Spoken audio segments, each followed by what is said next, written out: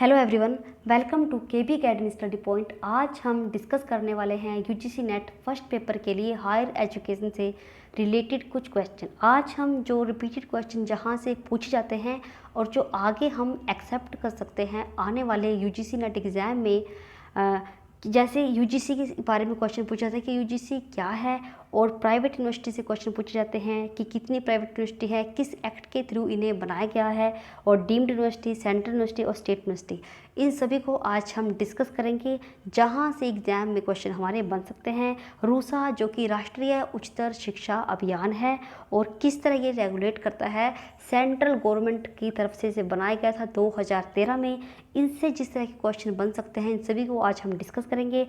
मीटा university और cluster innovation centre and innovation university क्या है, और सबसे पहले ये ऐसी यूनिवर्सिटी कहाँ पर स्थापित की गई और क्या एम है इन यूनिवर्सिटी को स्थापित करने के पीछे गवर्नमेंट का, इन सभी को आज हम डिस्कस करेंगे, जो बहुत ही इम्पोर्टेंट है हमारे UGC net exam point of view से। UGC, the University Grant Commission of India, is a statutory body set up the Government of India in accordance to the UGC Act 1956। UGC को बनाया गया था 1953 में, पर जो इन्हें संवैधानिक एक आयोग के रूप में बनाया गया, वो बनाया गया UGC एक्ट 1956 के तहत। 28 दिसंबर 1956 को इसे बनाया गया। और जो UGC है ये फंड प्रोवाइड करता है रिसर्च के लिए और रेगुलेशन करने के लिए डिफरेंट यूनिवर्सिटी को, और यह सभी यूनिवर्सिटी को रिकॉग्निशन प्रदान करता है। इसकी रिकॉग्निशन के बिना कोई भी जो यूनिवर्सिटीज़ है वो डिग्री जो है ग्रांट नहीं कर सकती। यानी कि यूजीसी बहुत ही एक बड़ा है जो सबके ऊपर कंट्रोल करता है, यूनिवर्सिटी के और यूनिवर्सिटीज़ के ऊपर। पूरी इंडिया में जितनी भी यूनिवर्सिटी है, प्राइवेट हैं, डीम्ड है, किसी भी तरह की यूनिवर्सिटी है, उन सब के ऊपर जो है कंट्रोल है यूजीसी का। और एक इम्पॉर्टेंट क्वेश्चन ये बनता है कि यूजीसी का हेडक्वार्टर कहाँ पर है? न्यू दिल्ली में है। और यूजीसी किसके लिए काम करता है? यूजीसी काम करता है हायर एजुकेशन के लिए। ये जो है डिटर्मिनेशन करता है maintenance of standard of higher education. It provide the recognition to universities in India. यह है रिकॉग्नाइजेशन प्रदान करता है यूनिवर्सिटी को इंडिया में, और स्टैंडर्ड प्रोवाइड करता है हायर एजुकेशन के लिए, और फंड भी जो है प्रोवाइड करता है यूनिवर्सिटीज़ और कॉलेज को के लिए। और जो करंट टाइम में टोटल यूनिवर्सिटी कितनी है? ये हैं 411 जो हैं स्टेट यूनिवर्सिटी हैं। सेंट्रल यूनिवर्सिटी कितनी है? हमारी 50 हैं। अगर डीम्ड यूनिवर्सिटी पूछा जाए तो 126 है, और प्राइवेट यूनिवर्सिटी पूछा जाए तो 330 है। यहाँ से भी क्वेश्चन हम देखते हैं यूजीसी नेट एग्ज़ाम में कि कई बार पूछ लेते हैं कि स्टेट यूनिवर्सिटी कितनी है, कई बार सेंट्रल यूनिवर्सिटी, कई बार ऐसे क्वेश्चन आता है कि सबसे ज़्यादा स्टेट यूनिवर्सिटी कौन सी राज्य में है, तो यूपी में है। स्टेट यूनिवर्सिटी क्या होती हैं? जो स्टेट यूनिवर्सिटी हैं ये 1956 की 12B के तहत इन्हें स्थापित किया गया था स्टेट यूनिवर्सिटी को। और जो लोकल गवर्नमेंट है, हर एक स्टेट है जैसे इंडिया में, उनके अंदर जो स्टेट गवर्नमेंट रेगुलेशन जिनका होता है स्टेट गवर्नमेंट में यूनिवर्सिटीज़ का, वो यूनिवर्सिटी होती है स्टेट गवर्नमेंट की स्टेट यूनिवर्सिटी। यानी कि जो स्टेट यूनिवर्सिटी होती है ये स्टेट के अंदर स्टेट गवर्नमेंट के अंडर में काम करती है। और जो स्टेट यूनिवर्सिटी होती है इनके ऊपर रेगुलेशन किसका होता है? यूजीसी का होता है। और स्टेट यूनिवर्सिटी का जो कुल अधिपति होता है यानी कि चांसलर होता है, वो राज्य का राज्यपाल होता है, जो क्वेश्चन कई बार एग्जाम में पूछा जा चुका है। और करंट टाइम में यूजीसी की लिस्ट के अकॉर्डिंग कितनी जो है स्टेट यूनिवर्सिटी हैं? ये 411 हैं 1 जून 2020 के अकॉर्डिंग। और सबसे पहली यूनिवर्सिटी जो है कहाँ पर स्थापित की गई थी स्टेट यूनिवर्सिटी? ये बहुत ही इंपॉर्टेंट पॉइंट है कि 1857 में 3 स्टेट यूनिवर्सिटी बनाई गई थी, एक कोलकाता, मद्रास, एक मुंबई में। और जो स्टेट यूनिवर्सिटी हैं ये एक गवर्नमेंट हर एक स्टेट के अंदर इन्हें बनाती है, टेरिटरीज़ के अंदर ये अलग और स्टेट के अंदर अलग जो है बनती हैं स्टेट यूनिवर्सिटी। और ये जो है इस्टेब्लिश की गई है लोकल लेजिस्लेटिव असेंबली एक्ट के through. Local legislative assembly act के थ्रू इन्हें बनाया गया है। और जो यूनिवर्सिटी ग्रांट कमीशन एक्ट है 1956 के अकॉर्डिंग ये काम करती है, और यही जो है इनके ऊपर कंट्रोल करता है, इनका रेगुलेशन करता है। हर तरह का जो है इनका मूवमेंट कौन चेक करता है? यूजीसी ही चेक करता है। और इन्हें किस एक्ट के थ्रू बनाया गया है? सेक्शन 12B के तहत इन्हें बनाया गया है यूजीसी एक्ट 1956 के। और ये जो है note that this state that list publish update the this declaration are done the meeting of the UGC and publish in the minutes.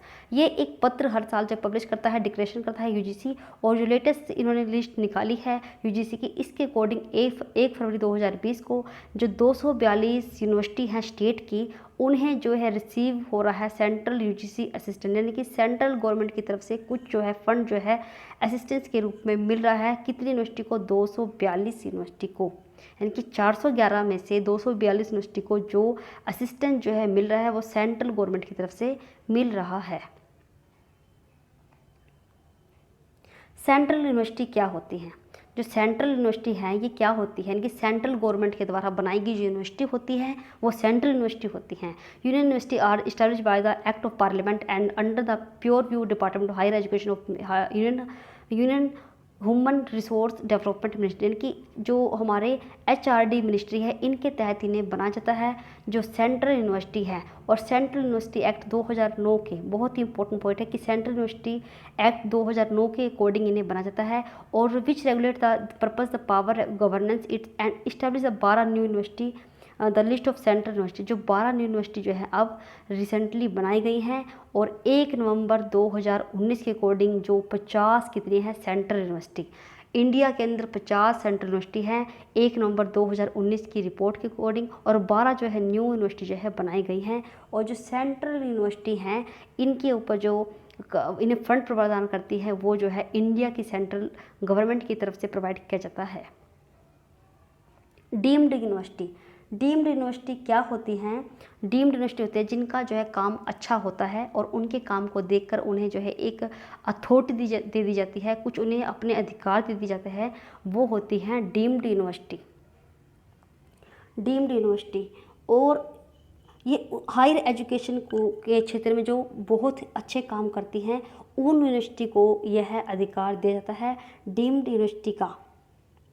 और ये जो है सलाहकार भी होती हैं केंद्रीय सरकार के द्वारा, इन्हें जो है घोषित किया जाता है डीम्ड यूनिवर्सिटी। वैसे तो ये आम यूनिवर्सिटीज़ कॉलेज की तरह ही होते हैं, बस इन्हें जो है अधिकार, कुछ विशेष अधिकार प्रदान कर देते हैं हमारे सेंट्रल गवर्नमेंट के द्वारा। Deemed university to be university is an accreditation award to the higher education institute in India conferring the state of the universities. It is granted by the Department of Higher Education to quote of the Ministry of Human Resource Development (MHRD) and institute higher education other than the universities working at the very high standard specific area of study। यानी कि एक बहुत अच्छी जब काम करती है specific area में स्टडी के, उसके लिए जो है इन्हें जो है डीम्ड यूनिवर्सिटी में घोषित किया जाता है, डिक्लेयर किया जाता है सेंट्रल गवर्नमेंट के द्वारा। Deemed to be university institute that we deemed to be university enjoy the academic status and the privilege of the university। इन्हें कुछ जो विशेष अधिकार दिए जाते हैं और जो है इनका एक अपना academic status को ये enjoy करती हैं deemed यूनिवर्सिटी।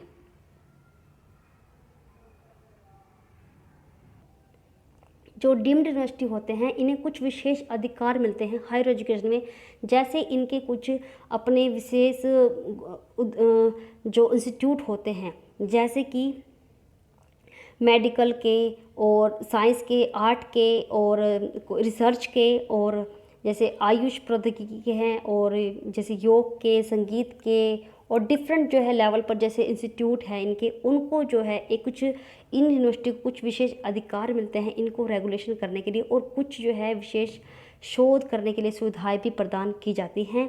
और भारतीय विज्ञान संस्थान बेंगलुरु और भारतीय कृषि अनुसंधान दिल्ली 2 पहले ऐसे संस्थान थे जो डीम्ड यूनिवर्सिटी का दर्जा जिन्हें मिला। बहुत ही इंपॉर्टेंट पॉइंट है कि डीम्ड यूनिवर्सिटी का सबसे पहले जो दर्जा किन्हें मिला?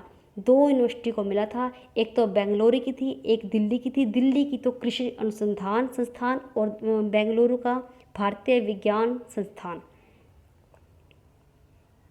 प्राइवेट यूनिवर्सिटी, जो प्राइवेट यूनिवर्सिटी हैं universities in India are recognised by the university grant commission. ये भी जो है ग्रांट कमीशन यूजीसी के द्वारा ही रिकॉग्नाइज होती हैं, which draw it power from the university grant Commission Act 1956। इन्हें भी जो पावर मिली है वो एक्ट यूजीसी एक्ट 1956 के तहत ही मिली है। जो प्राइवेट यूनिवर्सिटी है इंडिया के अंदर जो इन्हें रेगुलेट करती हैं ये अंडर द यूजीसी एक्ट के थ्रू ही काम करती हैं। और इनके जो स्टैंडर्ड हैं हायर एजुकेशन के, वो कौन इस्टेब्लिश करता है? यूजीसी ही करता है। और इन्हें रेगुलेशन करता है 2003 पर the UGC act. This regulation 2003 का जो यूजीसी एक्ट था, इसके थ्रू इन्हें बनाया गया है। और जो प्राइवेट यूनिवर्सिटी है, इन्हें इस्टेब्लिश किया गया है एक एक्ट के लोकल लेजिस्लेटिव असेंबली के थ्रू। लोकल लेजिस्लेटिव असेंबली के थ्रू इन्हें जो है बनाया गया है। और करंट टाइम में जो है जो प्राइवेट यूनिवर्सिटी हैं वो काम करती हैं, एक उनके ऊपर जो अधिकार होता है, वैसे तो वो प्राइवेट सेक्टर के द्वारा बनाई होती हैं, पर उन पर जो उनके रेगुलेशन पर कंट्रोल होता है वो यूजीसी का होता है। और इन्हें बनाया गया है 1956 की धारा 25 के तहत, इन्हें जो प्राइवेट यूनिवर्सिटी को बनाया गया है। और सबसे पहले जो पंजीकृत अधिनियम था 1860 का, उसके तहत जो है इन्हें स्वीकृति दी गई थी। यानी कि पंजीकृत समिति या पंजीकरण का जो सबसे पहले राइट था, जिसके बारे में बात की गई थी 1860 में प्राइवेट यूनिवर्सिटीज़ के बारे में। प्राइवेट यूनिवर्सिटी का एक बहुत ही इंपॉर्टेंट पॉइंट ये बनता है कि जो प्राइवेट यूनिवर्सिटी है, इन्हें जो है एफिलिएशन का राइट नहीं होता। बहुत ही इंपॉर्टेंट है कि प्राइवेट यूनिवर्सिटीज़ को एफिलिएशन का राइट नहीं मिलता। वैसे ये एक प्राइवेट यूनिवर्सिटी के तौर पर काम करती है। और सबसे बड़ी जो है प्राइवेट यूनिवर्सिटी जो सबसे पहली थी, वो थी सिक्किम मणिपाल यूनिवर्सिटी, जो health, medical and technology science Gangtok में है। और इसे 1995 में स्थापित किया गया था। बहुत ही इंपॉर्टेंट पॉइंट है प्राइवेट यूनिवर्सिटीज़ के बारे में कि प्राइवेट यूनिवर्सिटी एक ऐसे इंस्टीट्यूट होते हैं जिन्हें जो है एफिलिएशन का अधिकार नहीं होता। और सबसे पहले कौन सी यूनिवर्सिटी थी? ये थी Sikkim Manipal university of health, medical and technology, इस गंगोटक में है। और 1995 में सबसे पहले जो है प्राइवेट यूनिवर्सिटी का दर्जा इसे दिया गया था। मीटा यूनिवर्सिटी, मीटा यूनिवर्सिटी, जैसे कि आप जानते हो कि मीटा यूनिवर्सिटी बनाई गई हैं एक बड़े लेवल पर, जैसे कि कुछ टेक्नोलॉजी शेयर करें आपस में कुछ यूनिवर्सिटी जो अपने रिसोर्सेज हैं स्टडी के, टेक्नोलॉजी हैं और स्ट्रेटजी है टीचिंग की, और डिफरेंट वे से जो भी रिसोर्सेज हैं टीचिंग के लिए, उन सभी को साझा करने के लिए मीटा यूनिवर्सिटी जो है बनाई गई है। और जो मीटा यूनिवर्सिटी बनाई गई थी, जो हमारी 12th 5 ईयर प्लान था, उसके दौरान जो है यूजीसी ने मीटा यूनिवर्सिटी है इनकी जो है शुरुआत की गई थी। और इनका जो उद्देश्य है, जो मेन मोटिव है मीटा यूनिवर्सिटी का, ये है कि जो सभी जो यूनिवर्सिटीज़ हैं, विश्वविद्यालय हैं, वो अपनी जो नई टेक्नोलॉजी है उनको आपस में शेयर करें, ताकि जो है विद्यार्थियों के पास बेहतर शिक्षा पाने का एक मौका मिले और उनका ओवरऑल जो है डेवलपमेंट हो पाए। और इनकी शुरुआत कब की गई थी? 2012-13 में ह्यूमन रिसोर्स मेडिकल डेवलपमेंट मीटा यूनिवर्सिटी जो है बनाई गई थी union minister of human resource development MHRD के अप्रूवल के बाद। और ये 2012-13 का एकेडमिक सेशन में इन्हें बनाया गया था। और इनके बनाने का जो मेन मोटिव था कि जो सभी यूनिवर्सिटीज़ हैं वो आपस में अपनी टेक्नोलॉजी और स्ट्रेटजी और जो स्टडी मटेरियल है उनको शेयर कर पाएँ, ताकि जो ओवरऑल डेवलपमेंट है वो बच्चों का हो पाए। जो मीटा यूनिवर्सिटी है, सबसे पहले जो प्रोजेक्ट अनाउंस किया गया था वो दिल्ली के लिए अनाउंस किया गया था। Indian institute of technology IIT, Jawaharlal Nehru university JNU and Jamia Islamia December last year में से घोषित किया गया था मीटा यूनिवर्सिटी में। Cluster innovation centre innovation university क्या है? क्लस्टर इनोवेशन सेंटर यूनिवर्सिटी जो है 2011 में दिल्ली में बनाई गई। और इनके लिए जो फाइनेंस प्रोवाइड किया गया इंडिया की गवर्नमेंट के द्वारा। और सबसे पहली जो ये ऐसी यूनिवर्सिटी बनाई गई जो क्रेडिट बेस जिनका करिकुलम था, और क्लस्टर जिनका जो है पहली बार एक ऐसी यूनिवर्सिटी थी भारत में जो क्रेडिट पर बेस थी जिनका करिकुलम, और इसको जो है प्रस्तावित किया गया था हमारी गवर्नमेंट के द्वारा। जो क्लस्टर इनोवेशन है, यानी कि एक इनोवेशन के लिए इन्हें बनाया गया है 2011 में। इनके लिए फाइनेंस कौन देता है? सेंट्रल गवर्नमेंट देती है। रूसा बहुत ही इंपॉर्टेंट है, राष्ट्रीय उच्चतर शिक्षा अभियान। जैसे कि आप जानते हो सर्व शिक्षा अभियान बनाया गया था 2005 में, 2002 और 3 के बीच में। और इसी तरह जो है ये सर्व शिक्षा अभियान था, ये प्राइमरी लेवल के लिए था। ऐसे ही मिडिल लेवल के लिए जो अभियान बनाया गया एक, उसका जो बनाने का मेन मोटिव था कि जो मीडियम लेवल पर हमारी एजुकेशन थी उसको इम्प्रूवमेंट करने के लिए। इसी तरह जो रूसा है, राष्ट्रीय उच्चतर शिक्षा अभियान है, ये बनाया गया हायर एजुकेशन को डेवलपमेंट करने, क्योंकि आप जानते हो कि जो हमारा ग्रोस इनरोलमेंट रेशो है वो बहुत ही कम है हायर एजुकेशन का। इसको बढ़ाने के लिए, यानी कि इसकी संख्याओं में इंक्रीमेंट करने के लिए, बढ़ाने के लिए जो है रूसा बनाया गया था। और रूसा जो है बनाया गया था 2013 में मिनिस्ट्री ऑफ MHRD के द्वारा, और जो है टोटल जो है सेंट्रल गवर्नमेंट के द्वारा इसे बनाया गया है। और इसकी जो फंडिंग है हायर एजुकेशन के इंस्टीट्यूट की, वो कंट्री में सारे में कौन देता है, हमारी सेंट्रल गवर्नमेंट ही देती है। और state government and the union territories which is coordination with the central project. और इसमें जो कोऑर्डिनेशन किसका है, सेंट्रल गवर्नमेंट का है। और जब इन्हें बनाया गया था रूसा को, बहुत ही इंपॉर्टेंट पॉइंट है कि जब इन्हें बनाया गया था 2013 में, जो इसके लिए फंडिंग थी वो सेंट्रल और स्टेट गवर्नमेंट का जो प्रपोर्शन था वो था 65:35, यानी कि 65% जो है सेंट्रल गवर्नमेंट देगी और 35% जो है स्टेट गवर्नमेंट देगी राष्ट्रीय उच्च शिक्षा अभियान के तहत। यानी कि जो राष्ट्रीय शिक्षा अभियान के तहत जो कार्यक्रम लॉन्च किए जाएंगे हायर एजुकेशन को प्रमोट करने के लिए, GER यानी कि ग्रोस इनरोलमेंट रेशियो को बढ़ावा देने के लिए, इसमें जो है फंडिंग का जो ज़्यादा भाग होगा वो सेंट्रल गवर्नमेंट होगा, क्योंकि सेंट्रल गवर्नमेंट की स्पॉन्सरशिप के लिए में इसको बनाया गया था रूसा के लिए। यानी कि 65% जो देगी वो सेंट्रल गवर्नमेंट देगी और स्टेट गवर्नमेंट जो है 35% जो है फंडिंग का देगी, फाइनेंस का। और जो कुछ विशेष राज्य है जहाँ बहुत ही ज़्यादा स्टेट गवर्नमेंट जिनके हालात कमज़ोर हैं, ऐसी स्थिति में जो है 90% जो है सेंट्रल गवर्नमेंट देगी और 10% जो है वहाँ की स्टेट गवर्नमेंट देगी इसके लिए फाइनेंस। और टोटल जो है 316 स्टेट पब्लिक यूनिवर्सिटी हैं और 13,024 जो है कॉलेज कवर किए गए हैं इसके तहत। यानी कि राष्ट्रीय उच्चतर शिक्षा अभियान के तहत जो है कितने स्कूल, कितने जो है पब्लिक यूनिवर्सिटी और कॉलेज जो है कवर किए गए हैं, इनकी 316 यूनिवर्सिटी जो है कवर की गई हैं इस अभियान के तहत।